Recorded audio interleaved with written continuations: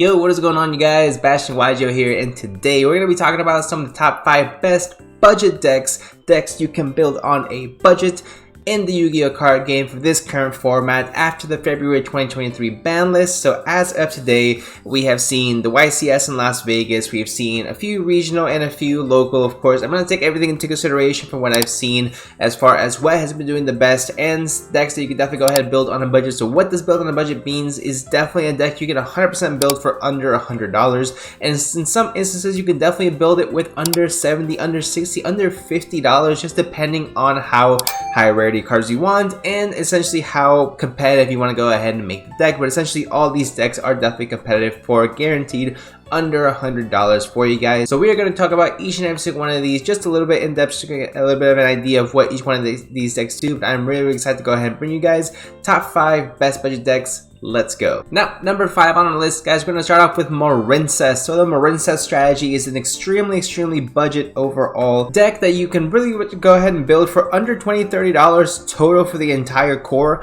The only thing that's really going to cost you is if you want to go ahead and make this high rarity, of course, with the Starlight Rare Marincess Sequence, but it's definitely not necessary. You have the Ultra Rare for just $2 right over here. Each and every single one of these cards are cents on the dollar, and honestly, I think this deck is very underrated when it comes to its overall power and overall ability to go ahead and combat against the meta.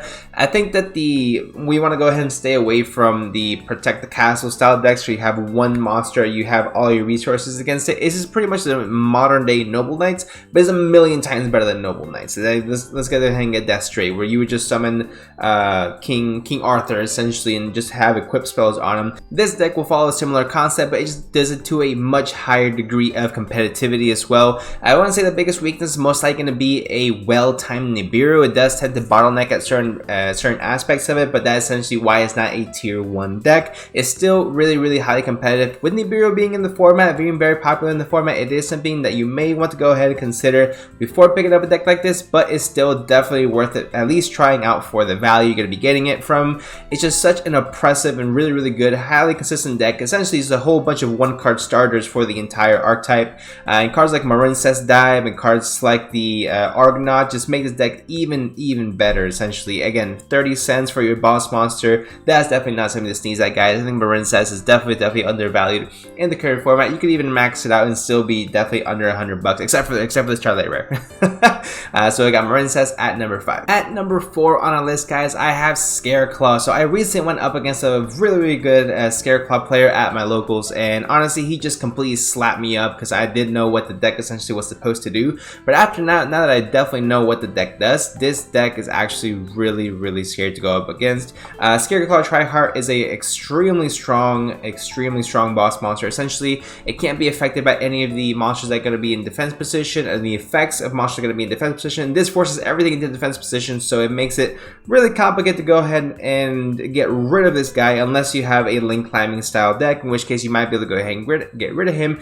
Issue with that is that there's not really many other link climbing decks out there that can go ahead and do compete essentially, except for, of course, Marincess kind of counters exactly what it said. But again, at the highly competitive tables, I do not think that Scareclaw is a deck that many people see coming. I think that anyone who's not prepared for this matchup or is unaware of this matchup should definitely go ahead and at least study up on what these cards do. But the cards at 2 cents, 5 cents, 3 cents, $5 for the most expensive card. No, sorry, $10 for the most expensive card, and you really don't need 3 of all of these. So I think it's actually super crazy, and just the facility that it has to go ahead and be able to summon a whole bunch of monsters in defense position that use their offense points as attack points as well, attacking in a similar fashion that Super Heavy Samurai would. I think this deck is just really good and impressive. There is a lot of hidden potential with this deck, and honestly, I think it could be one of the best decks in the budget format. Next up on our list of budget decks, guys, number 3, I have Ninjas. So Ninjas have actually come a huge popularity just because of Jesse Cotton was playing them at the YCS. Now, I still don't know if he was playing them as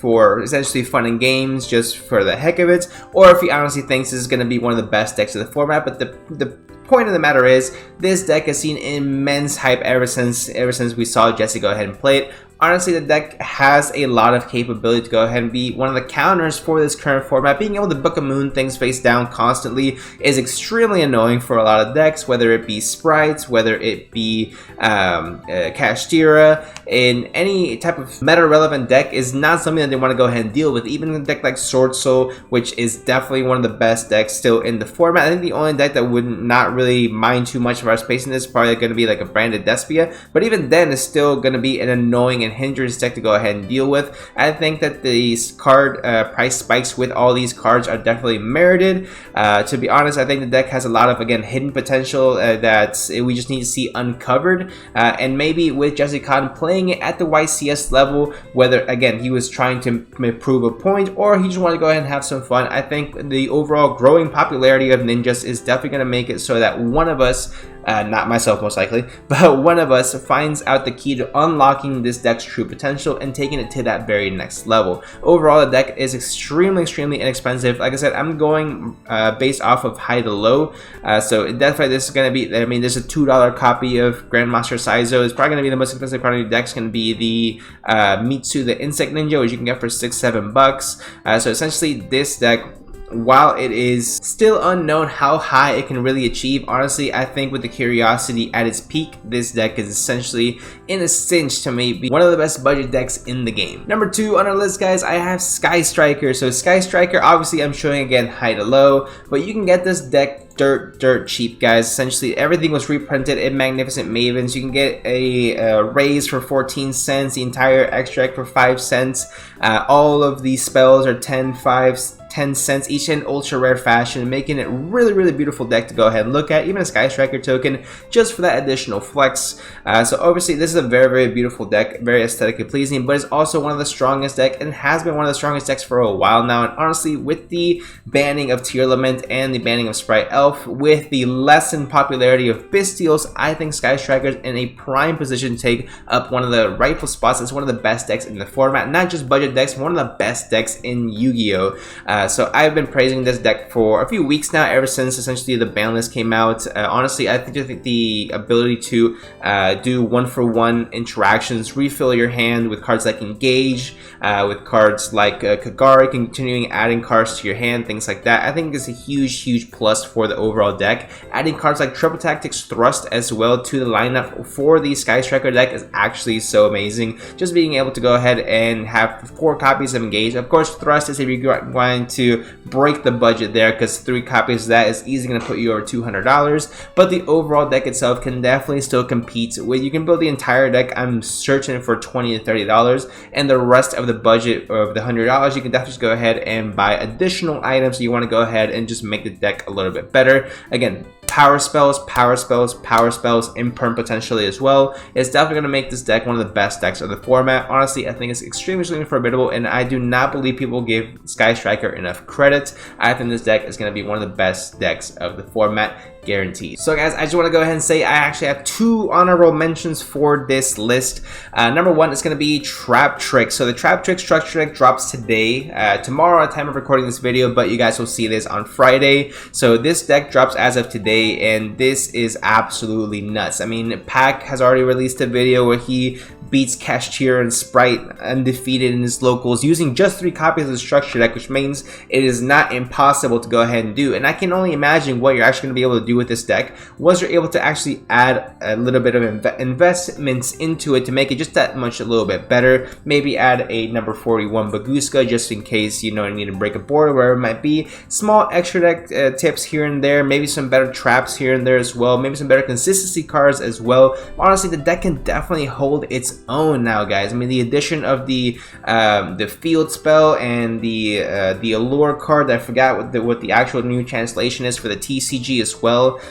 This Traptrix allure, no, that's not it, but anyway, you guys know what I mean. If you guys have not seen my deck profile for Traptrix using just 3 structure decks, definitely go ahead and check that out. Link will be in the description for you guys. But this deck can definitely hold its own. Reprints of Ash Blossom, Evenly Matched, Harpy's Feather Duster, and Regeki, blowout cards essentially, especially in this format. I think this deck is primed to be one of the best decks of the format, but Reason why it's an honorable mention is because the deck is just dropped, so there's no knowing what this deck is really capable of. It could be one of the best decks of the format, but it's still yet to go ahead and see. I love the way that Pag's playing it. I watched the way he was trying to play the deck. Essentially, it's just book mooning your opponent's monster before they can go ahead and go off with their effects. Cached here, they're not on summon effects; they are activated effects once they're already on the board established. So by book mooning their cards, their monsters before they're able to go ahead and go off is essential and really good as well.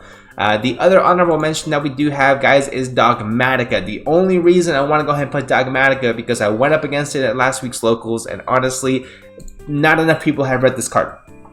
Not enough people have read Dogmatika Albazoa. So we're going to go ahead and read it together because this card is absolutely just freaking ridiculous. Unaffected. So Dogmatika monsters you control are unaffected by Synchro, Xyz, and Link monsters, Infusion monsters. During your main phase, you can make your opponent choose and apply one of these effects. For every 2 cards in their extra deck, they send 1 card from your hand and or extra deck to the graveyard. So essentially, they can essentially get rid of half your graveyard before you even. Half your extra deck before you even get the chance to draw for turn. I think that's absolutely nuts. I think if this deck goes first, makes this 4,000 attack, 4,000 defense beater that's unaffected by Fusion, Xyz, Synchro, and Link monster effects. Also, it makes all Dogmatika monsters you control unaffected by these types of monsters. I just think it's actually ridiculous. The only thing I could do to get around this was take it with Change of Heart or Triple Tactics Talents, or just try to beat over it, essentially. But with a 4,000 attack and defense, this is an atrocity, is what it is. So I don't think a lot of people see this coming. I sure as heck did not see this coming, and I think Dogmatika with this specific card has a lot going for it, let me tell you that. Essentially, you can just go ahead and make this. You don't even have to activate the effect. Just start beating over whatever your opponent's making, and you are good to go, my friend. So Dogmatika, I think, is earned its rightful place as being at least an honorable mention for one of the best budget decks of the format. And of course, number 1 best budget deck of the format, it comes as no surprise, guys, it is Swordsoul. Even the most expensive card in the deck, which is definitely going to be the Moe, is only $8, $9. If you can go ahead and get it at your locals, you probably get a better deal from it, or from some guy who doesn't want to play a deck anymore. It's perfectly fine. You build the entire deck without bear on the floor for $100, if not less. I built the entire deck for around $70 total, I want to say. $70, $80 total, but I did pick my cards up a week or 2 ago.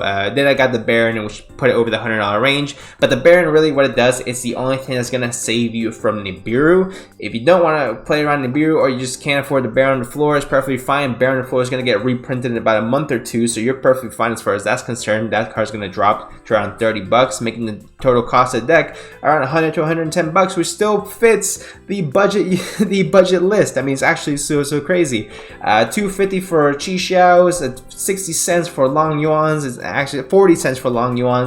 It's crazy to think that this deck has this much power, has such incredible access to some of the best synchro monsters in the game. Even mixed with Tenyis is going to be really good, and a fantastic deck with a lot of grind, a lot of grit, and honestly, even the burn damage it does, it helps you win in time. You can immediately go ahead and put not just 1200, but an additional 2400, 3600 damage with the right cards on board before even declaring an attack with this deck. So I think Swordsoul is completely by far the best budget Yu-Gi-Oh deck in the current format. But let me know if you guys disagree with me, so I can tell you why you are wrong.